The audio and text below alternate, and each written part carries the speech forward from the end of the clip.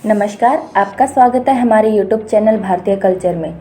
इस वीडियो के माध्यम से हम सीखेंगे कि नाड़ी का उपयोग करके अपने शरीर के रोगों की पहचान कैसे होती है। तो आइए शुरू करते हैं। नाड़ी क्या है? नाड़ी के हिसाब से आप तय कर सकते हैं कि आप वात की कैटेगरी में हैं या पित्त की कैटेगरी में हैं या कफ की कैटेगरी में हैं। नाड़ी का संबंध पूरे शरीर से है। इसका अंतर संबंध मैं आपको सिखाना चाहती हूँ। जैसे नाड़ी आपने यदि देखी तो आप शरीर का तापमान बिना थर्मामीटर के बता सकते हैं। आपको थर्मामीटर की ज़रूरत नहीं है। थर्मामीटर उतना सही नहीं है जितना आपका हाथ। थर्मामीटर मरा हुआ है और हाथ जीवित है। इसमें स्पंदन है, जीवन है। तो हाथ से नाड़ी परीक्षण करेंगे तो तापमान एक्यूरेट आएगा।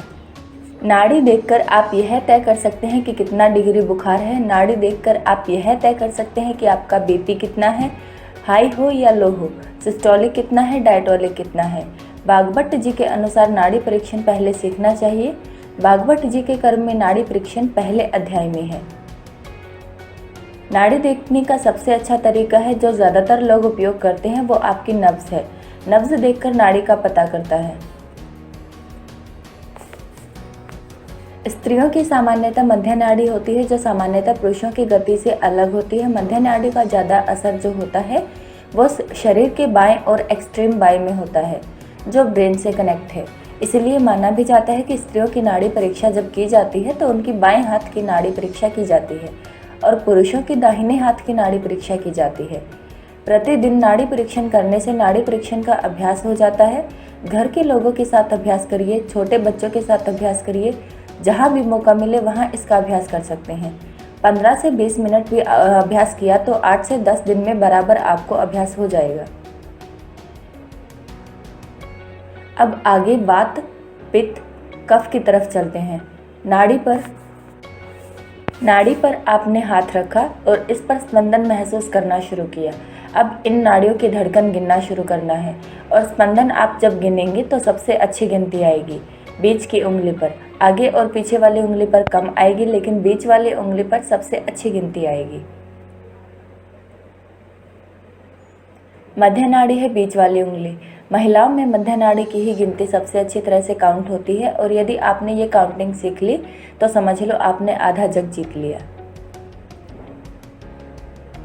गर्भस्थ शिशु जैसे ही जन्म लेगा स्पंदन घट जाएगा।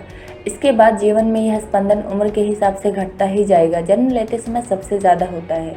तुरंत पैदा हुआ बच्चा 140 प्रति मिनट, शिशु 6 माह तक 120 से 130 प्रति मिनट, बालक 5 से 6 वर्ष तक 100 प्रति मिनट, युवा 15 वर्ष तक 90 प्रति मिनट, प्रौढ़ 35 वर्ष तक 70 से 75 प्रति मिनट, वृद्ध 35 से 50 वर्ष तक 70 प्रति मिनट, अतिवृद्ध 75 से 80 प्रति मिनट।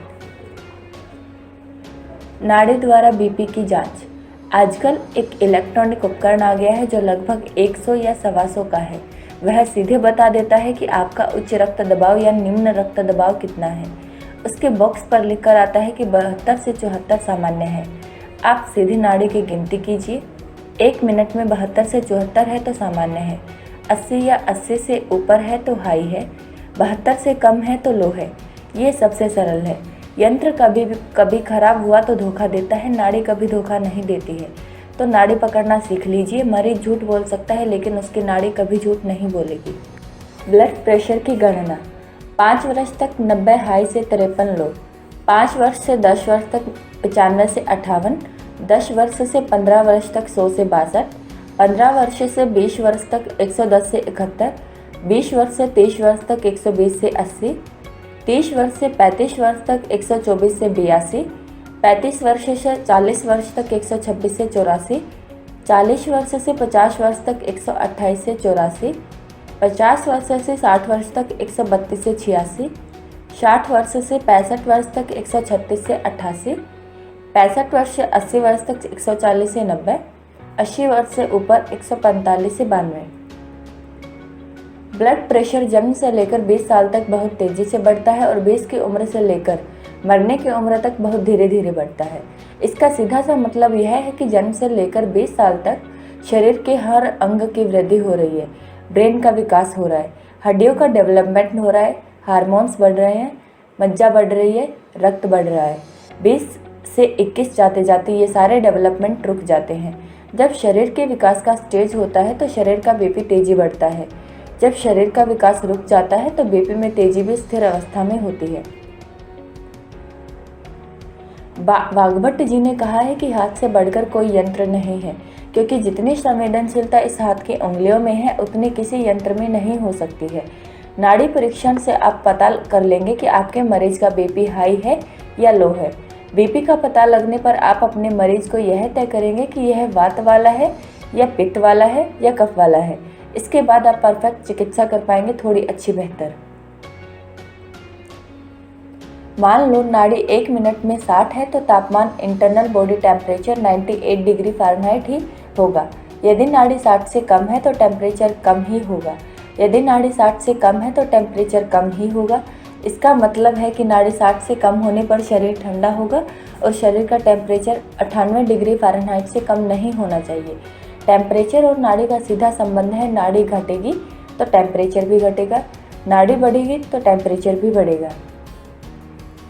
नाड़ी में 5 का प्लस माइनस हो सकता है, जैसे 60 का 55 भी हो सकता है या 65 भी हो सकता है।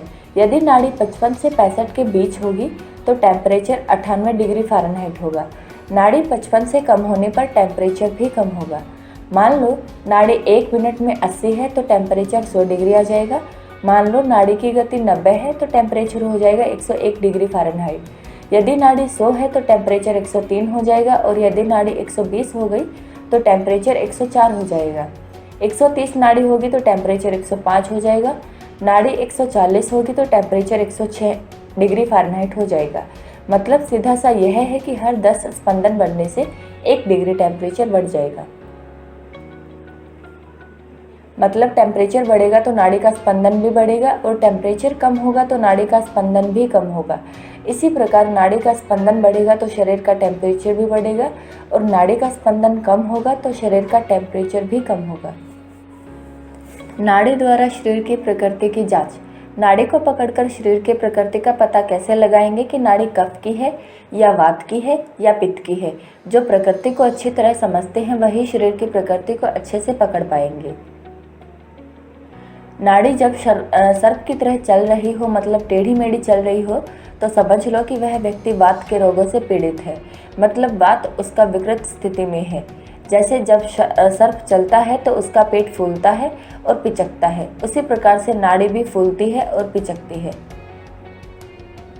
नाड़ी जब झटका दे रही है या जिस प्रकार मेंढक उछल उछल कर चलता है या कूदता है उस प्रकार चल रही है, तो समझ लो कि व्यक्ति पित्त के कोप से पीड़ित है। जब नाड़ी एक रिधि से चल रही हो या जिस प्रकार मोर एक रिधम से धीरे धीरे चलता है या बत्तख एक रिधम से धीरे धीरे चलती है, उस प्रकार चल रही हो तो समझ लो कि व्यक्ति कफ के रोग से पीड़ित है। धन्यवाद। नाड़ी के ज्ञान की यह सरलतम स्थिति है। अगली वीडियो में हम नाड़ी के परीक्षण की दूसरी स्थिति पर चर्चा करेंगे। अधिक जानकारी के लिए प्ले स्टोर से स्वदेशी अभियान ऐप डाउनलोड करें और वीडियो को लाइक, शेयर, कमेंट करें व चैनल को भी सब्सक्राइब करें। धन्यवाद।